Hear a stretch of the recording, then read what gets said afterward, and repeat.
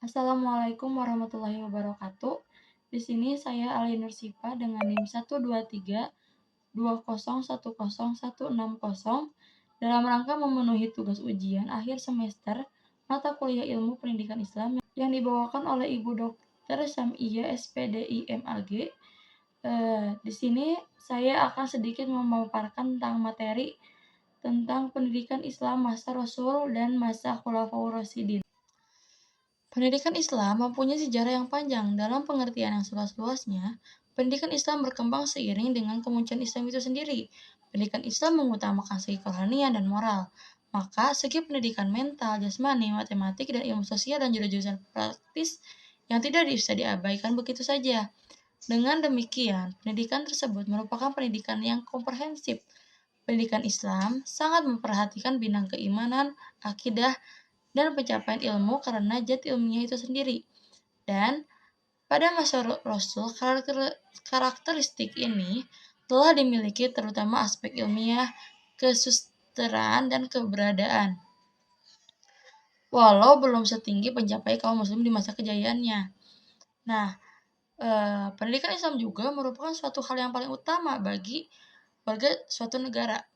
Karena baju dan keterbelakangan suatu negara akan ditentukan oleh tinggi dan rendahnya tingkat pendidikan warga negara tersebut. Nah, salah satu bentuk pendidikan yang paling mengacu kepada pembangunan tersebut yaitu pendidikan agama. Nah, pendidikan agama adalah modal dasar yang merupakan tenaga penggerak yang tidak ternilai harganya. Nah, karena dengan terselenggaranya pendidikan agama secara baik akan membawa dampak terhadap pemahaman dan pengalaman ajaran agama. Nah, pendidikan Islam itu sendiri adalah sistem pendidikan yang didasarkan pada ajaran-ajaran dan nilai-nilai Islam. Nah, tujuannya adalah untuk mengembangkan pemahaman tentang ajaran Islam, moralitas, etika, serta nilai-nilai spiritual dalam kehidupan sehari-hari.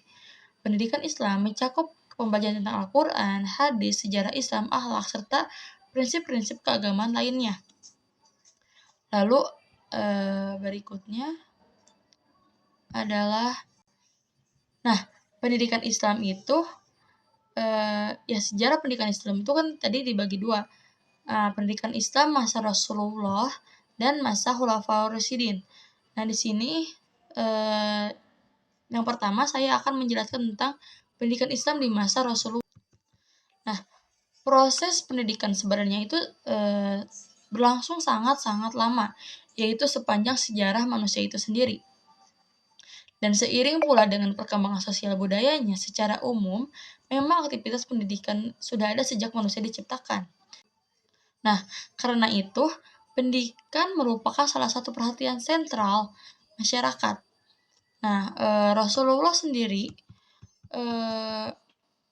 memiliki beberapa metode dalam mengajarkan ajaran tersebut, yaitu seperti metode ceramah, metode dialog, seperti dialog antara Nabi dan Mu'adz bin Jabal ketika Mu'adz akan diutus sebagai kadi ke negeri Yaman. Dialog antara Rasulullah dan para sahabat atau untuk mengatur strategi. Karena dialog tersebut kita mendapatkan suatu ilmu. Nah, berikutnya ada diskusi atau tanya jawab. Seperti tanya jawabnya sahabat kepada Rasul. Lalu ada metode perumpamaan. Seperti perumpamaan yang diucapkan oleh Rasulullah SAW bahwa orang mukmin itu laksana satu tubuh. Apabila sakit salah satu anggota tubuhnya, maka anggota tubuh yang lain akan merasakan juga. Lalu berikutnya ada metode kisah. Seperti kisah beliau Rasulullah SAW dalam Isra Miraj. Nah, lalu ada metode pembiasaan. Seperti pembiasaan sholat, pembiasaan berpuasa, pembiasaan berzakat, dan ibadah-ibadah lainnya yang dianjurkan oleh Al-Quran dan hadis. Lalu ada metode hafalan, seperti para sahabat untuk menjaga Al-Quran dengan menghafalnya. Pendidikan di masa Rasulullah terbagi dua juga.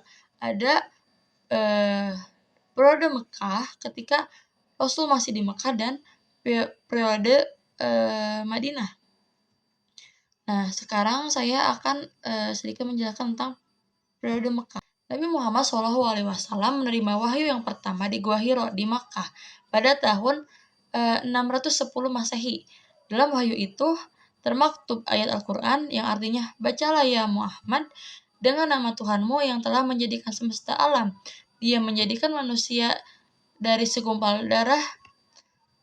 Bacalah, dan Tuhanmu Maha Pemurah yang mengajarkan dengan pena mengajarkan kepada manusia apa yang belum diketahuinya." Nah, itu wahyu pertama yang diberikan kepada Rasul di Gua Hiro. Lalu kemudian disusul oleh wahyu kedua, eh, yang artinya, "Hai orang-orang yang beriman, bangunlah, lalu berilah peringatan, dan Tuhanmu agungkanlah, dan pakaianmu bersihkanlah, dan perbuatan dosa tinggalkanlah, dan janganlah kamu memberi maksud memperoleh balasan yang lebih banyak, dan untuk memenuhi perintah Tuhanmu bersabarlah." Dengan turunnya wahyu ini, Nabi Muhammad SAW telah diberikan tugas oleh Allah supaya bangun dan melemparkan kain selimutnya, menyingsingkan lengan baju, dan memberi peringatan dan pengajaran terhadap seluruh umat manusia. Sebagai tugas suci, tugas mendidik dan mengajarkan agama Islam. Nah, jadi pendidikan Islam itu dimulai sejak wahyu kedua Nabi SAW. Nah, Nabi melakukan 3 tahapan dalam melakukan pengajaran agama Islamnya. Yang pertama adalah tahap sembunyi-sembunyi. Nah, beliau melakukan penyiaran Islam secara diam-diam di lingkungan sendiri dan di kalangan rekan-rekannya. Karena itu, orang yang pertama kali menerima dakwah adalah keluarganya dan sahabat dekatnya. Lalu fase berikutnya adalah tahap terang-terangan. Nah, setelah 3 tahun dakwah Islam disampaikan secara sembunyi-sembunyi, turunlah perintah Allah Subhanahu wa Ta'ala agar Nabi melaksanakan dakwah secara terang-terangan. Perintah ini didasarkan pada Quran surat Al-Hijr ayat 94, yang artinya, "Maka sampaikanlah olehmu secara terang-terangan segala apa yang diperintahkan kepadamu, dan berpalinglah dari orang-orang musyrik." Nah, kemudian dilanjutkan dengan firman Allah dalam Quran surat Asy-Syu'ara ayat 214, yang artinya, "Dan peringatkanlah kepada sanak keluarga dan keluarga dekatmu perintah dakwah secara terang-terangan ini, seiring dengan semakin bertambahnya jumlah sahabat Rasulullah untuk meningkatkan seruan dakwah." Tahap seruan umum atau tahap yang lebih tingginya lagi. Nah, Rasulullah SAW mengubah strategi dakwah dengan seruan umum umat manusia secara keseluruhan. Hal ini dilakukan pada musim-musim haji ketika kaum di luar Mekah berdatangan untuk melaksanakan haji. Nah, pada tahap ini, berkat semangat yang tinggi dari para sahabat yang dalam dakwah ajaran Islam, seluruh penduduk Yastrib termasuk itu sudah Islam, kecuali orang-orang Yahudi. Nah, lalu pendidikan Islam masa Rasulullah SAW di Madinah. Selama di Makkah, Rasul selalu mendapatkan tantangan dari kaum Quraisy yang mengganggu dakwah Nabi dan para sahabat. Nah, ketika Nabi hijrah ke Madinah atau Yathrib, kedatangan Rasulullah SAW bersama kaum Muslim Mekah, kaum Muhajirin, dan disambut oleh penduduk Madinah, disebut juga kaum Ansor. Nah, disambut dengan penuh gembira, dengan rasa persaudaraan, karena telah banyak penduduk Madinah yang memeluk agama Islam. Di situ Islam mendapat lingkungan yang baru dan memungkinkan Rasulullah SAW untuk meneruskan dakwah dan menyampaikan ajaran Islam. Nah, hijrah dari Mekah ke Madinah bukan hanya sekedar berpindah dan menghindar dari tekanan dan ancaman kaum Quraisy, tetapi juga sebagai taktik dan strategi untuk mengatur dan menyusun kekuatan dalam menghadapi tantangan lebih lanjut. sehingga akhirnya terbentuklah masyarakat baru yang di dalamnya bersinar kembali mutiara tauhid, warisan Nabi Ibrahim alaihissalam yang disempurnakan oleh Nabi Muhammad SAW melalui wahyu Allah Subhanahu wa taala. Nah, metode pembelajaran di Mekah tidak jauh beda dengan metode pembelajaran di Mekah, namun tidak secara sembunyi-sembunyi terlebih dahulu, tapi langsung ke penyebaran secara luas. Nah, ada beberapa materi yang sedikit berbeda juga, seperti memperdalam dan memperluas materi yang pernah diajarkan di Mekah, seperti hafalan dan penulisan Al-Quran, lalu pematangan ketauhidan umat Rasulullah, lalu ada tulisan dan bacaan Al-Quran, lalu sastra Arab. Nah, berikutnya ada pembentukan dan pembinaan masyarakat baru. Nah,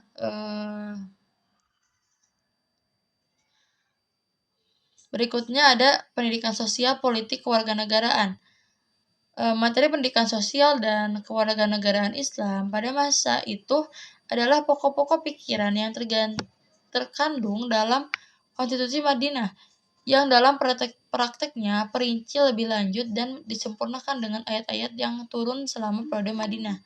Tujuan pembinaan ini adalah agar secara berangsur-angsur pokok-pokok pikiran Konstitusi Madinah diakui dan berlaku bukan hanya di Madinah saja, tetapi secara luas, baik dalam kehidupan bangsa Arab maupun dalam kehidupan bangsa-bangsa di seluruh dunia. Nah, lalu ada pendidikan anak. Dalam Islam, anak merupakan pewaris ajaran Islam yang dikembangkan oleh Nabi Muhammad SAW, dan generasi muda muslimah akan melanjutkan misi menyampaikan Islam ke seluruh penjuru alam. Oleh karenanya, banyak peringatan dalam Al-Quran berkaitan dengan itu. Selesai Nabi menyampaikan wahyunya, berikutnya ada pendidikan Islam di masa Khulafaur Rasyidin. Nah, setelah wafatnya Rasulullah SAW, kekuatan pemerintahan Islam secara bergantian dipegang oleh Abu Bakar As-Siddiq, Umar bin Khattab, Utsman bin Affan, dan Ali bin Abi Thalib. Pada masa empat khalifah ini di wilayah Islam telah meluas di luar jazirah Arab yang meliputi Mesir, Persia, Syria, dan Irak. Pada zaman Khulafaur Rasyidin, seakan-akan kehidupan Rasulullah SAW itu terulang kembali. Jadi banyak umat Islam yang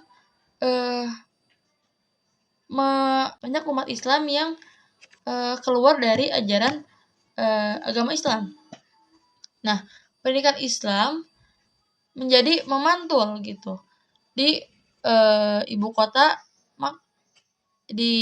Khalifah di Makkah. Pada zaman Khulafaur Rasyidin, seakan-akan kehidupan Rasulullah SAW itu terulang kembali.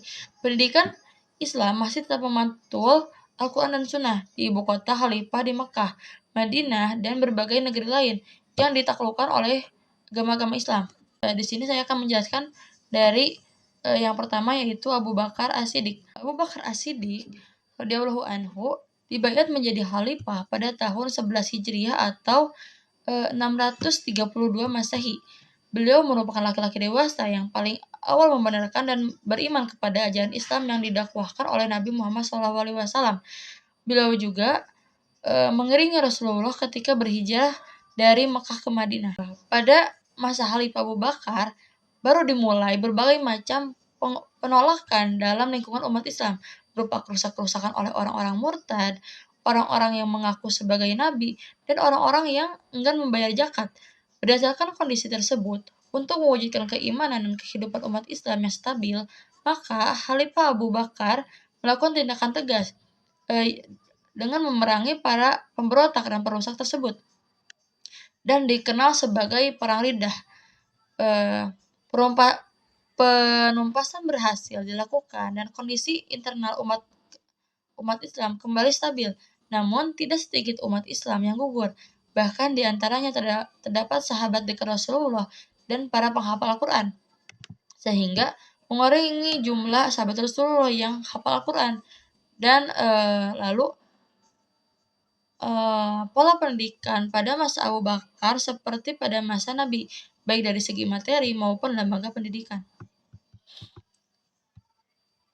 Nah, dari materi sendiri, eee, terdiri dari beberapa materi, seperti pendidikan keimanan, yaitu menanamkan bahwa satu-satunya yang wajib disembah adalah Allah Subhanahu wa Ta'ala.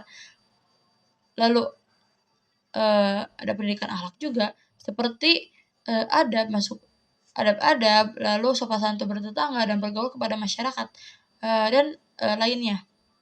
Lalu ada pendidikan ibadah, seperti, pelaksanaan ibadah sholat, puasa, haji, zakat, dan yang lain-lain.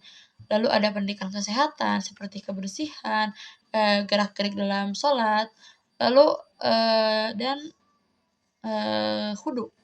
Lalu ada pendidikan tauhid, yang menurut Syekh Utsman, dalam kitab Stabilul Usul, tauhid adalah menjadikan Allah sebagai satu-satunya sesembah yang benar dengan segala kekhususannya. Lalu ada pendidikan akhlak. Nah, seperti, adab sehari-hari, adab kasih sayang, adab pergaulan, adab kehidupan bermasyarakat, berbangsa, bernegara. Nah, dalam Islam, pendidikan akhlak tidak dapat dipisahkan dengan pendidikan tauhid. Bahkan akhlak merupakan buah dari tauhid.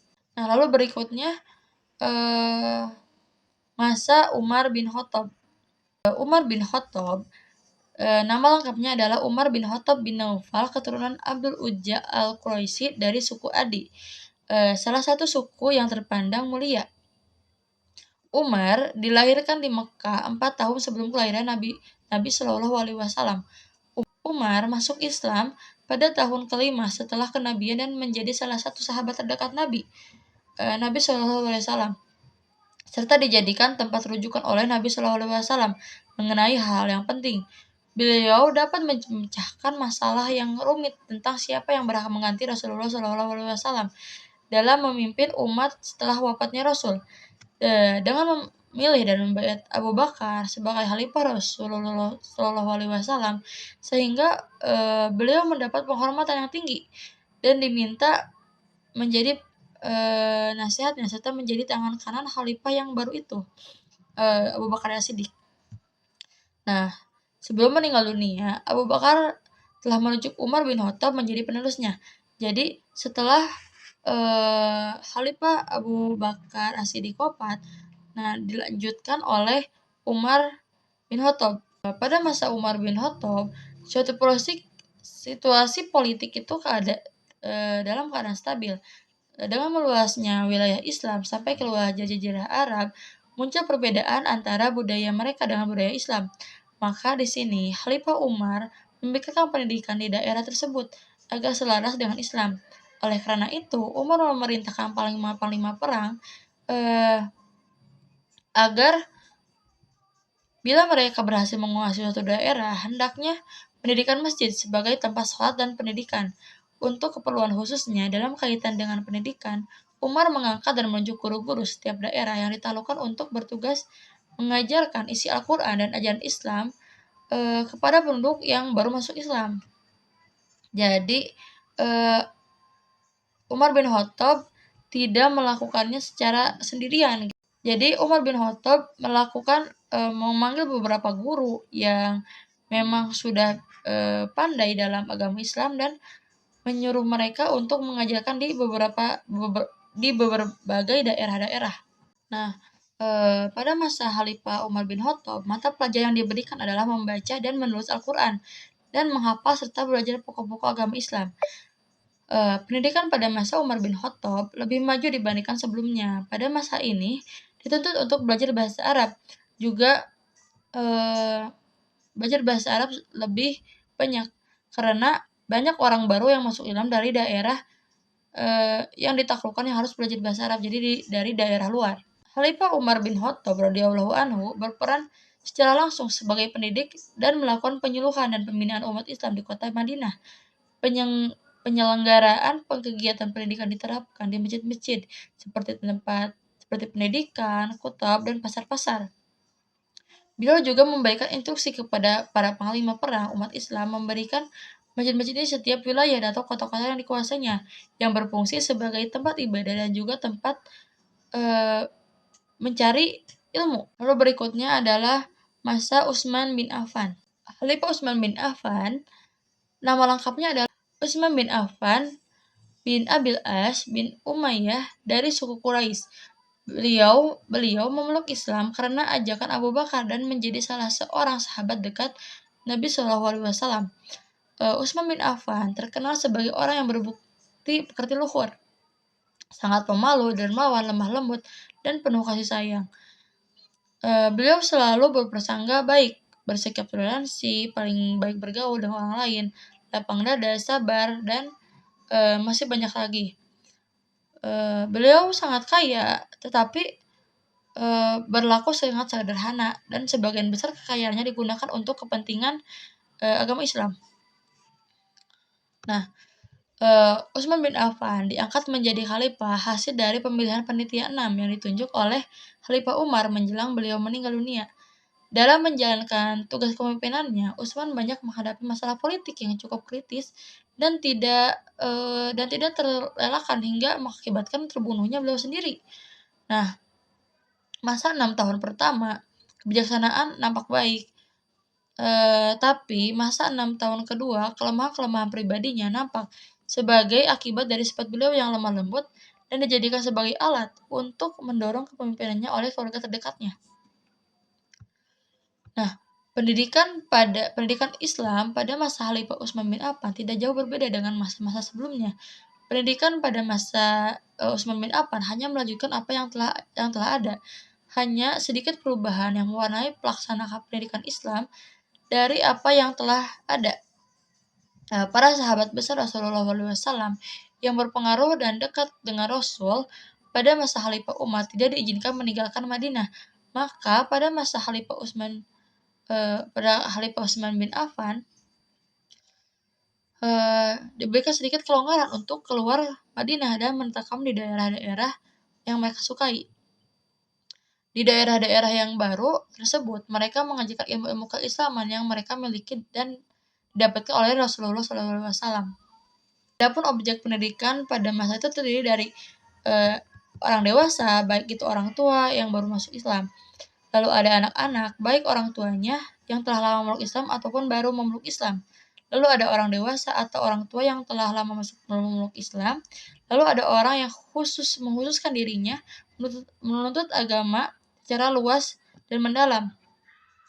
Nah, dari keempat golongan tersebut, pelaksanaan pendidikan dan pengajaran tidak mungkin dilakukan dengan cara menyamaratakan, tetapi harus diadakan pengklarifikasian yang rapi dan sistematis. Nah, disesuaikan dengan kemampuan dan kesanggupan dari peserta didiknya tersebut. Nah, adapun beberapa metode yang digunakan adalah seperti golongan pertama menggunakan metode ceramah, hafalan, dan latihan mengemukakan contoh-contoh dan peragaan. Lalu ada golongan kedua menggunakan metode hafalan dan latihan. Lalu ada golongan ketiga menggunakan metode diskusi, ceramah, hafalan, dan tanya jawab. Lalu ada golongan keempat menggunakan metode ceramah, hafalan, tanya jawab, dan diskusi serta sedikit hafalan. Nah, pendidikan dan pengajaran pada golongan ini lebih bersifat pematangan dan pendalaman. Mata pelajaran yang diberikan sesuai dengan kebutuhan terdidik, dengan urutan mendahulukan pengetahuan yang sangat mendesak atau penting untuk dijadikan pedoman pegangan hidup mereka. Nah, lalu ada 3 fase dalam pendidikan dan pengajaran, yaitu fase pembinaan yang dimaksud untuk memberikan kesempatan agar terdidik memperoleh kematangan iman. Lalu ada fase pendidikan. Nah, ditekankan pada ilmu praktis dengan maksud agar dapat mengamalkan ajaran dan tuntunan agama dengan sebaik-baiknya dalam kehidupan sehari-hari. Lalu ada fase pembelajaran. Dalam pembelajaran-pelajaran lain yang diberikan untuk menunjang pemahaman terhadap Al-Quran dan hadis, seperti bahasa Arab dengan tata bahasanya, menulis, membaca, syair, dan peribahasa. Yang terakhir adalah pendidikan Islam pada masa Ali bin Abi Thalib. Penggantian Khalifah Utsman adalah Ali bin Abi Thalib. Beliau merupakan yang pertama kali masuk Islam dan dari kalangan anak-anak atau remaja. Ibnu Hajar menyebutkan bahwa usia Ali ketika masuk Islam adalah 10 tahun. Ali bin Abi Thalib merupakan putra dari paman Nabi Muhammad SAW, yaitu Abu Thalib bin Abdul Muthalib, dan juga merupakan suami dari putra baginda Nabi, yaitu Fatimah Az-Zahra radhiyallahu anhu. Khalifah Ali adalah seorang perwira pemberani dan selalu menjadi pembela Nabi Muhammad SAW. Nah, pada masa pemerintahannya sudah diguncangkan peperangan dengan Aisyah, istri Nabi, beserta Thalhah dan Abdullah bin Jubair karena kesalahpahaman yang menyikapi pembunuhan terhadap Utsman. Peperangan ini di antara mereka disebut Perang Jamal atau Perang Unta karena Aisyah menggunakan kendaraan unta. Nah, setelah berhasil mengatasi pemberontakan Aisyah, muncul pemberontakan lain, sehingga masa kekuasaan Ali tidak pernah mendapatkan ketenangan dan kedamaian. Muawiyah sebagai gubernur dari Damaskus memberontak untuk menggulingkan kekuasaannya. Peperangan ini disebut dengan peperangan Siffin karena terjadi di Siffin. Karena tentara Muawiyah terdesak oleh pasukan Ali, maka Muawiyah mengambil siasat untuk menyatakan tahkim, yaitu penyelesaian dengan adil dan damai. Semula Ali menolak, tetapi karena desakan sebagian tentaranya, akhirnya Ali menerimanya. Namun, tahkim malah menimbulkan kekacauan, sebab Muawiyah bersifat curang. Sebab dengan tahkim Muawiyah berhasil mengalahkan Ali dan mendirikan pemerintahan tandingan di Damaskus. Sementara itu, sebagian tentara yang menentang keputusan Ali dengan cara tahkim meninggalkan Ali dan membuat kelompok sendiri yaitu Khawarij. Secara umum, masa Khulafaur Rasyidin masalah pendidikan lebih pada pembudayaan ajaran agama Islam ke dalam lingkungan budaya bangsa di sekitar Arab yang berlangsung bersamaan dengan mengikuti perkembangan wilayah kekuasaan Islam. Proses pengembangan pendidikan masa ini sebagian besar diwarnai oleh pengajaran dan pembudayaan Al-Quran dan Sunnah ke dalam lingkungan budaya bangsa-bangsa secara luas. Namun, demikian ada pendapat pula yang mengatakan bahwa masa sahabat ini mulai munculnya pelaksana pendidikan formal dengan ditandai dengan ketika materi pembelajaran yang dikembangkan meliputi tulis baca. Kemudian lembaga pendidikan ini berkembang terutama bersamaan timbulnya semangat ilmiah yang demikian tinggi di kalangan umat Islam tersebut, terutama sahabat yang mampu mengenal tulis baca dan menguasai Al-Quran. Nah, baik, sekian dari pemaparan saya. Bila ada salah kata atau yang lain mohon dimaafkan. Terima kasih. Wassalamualaikum warahmatullahi wabarakatuh.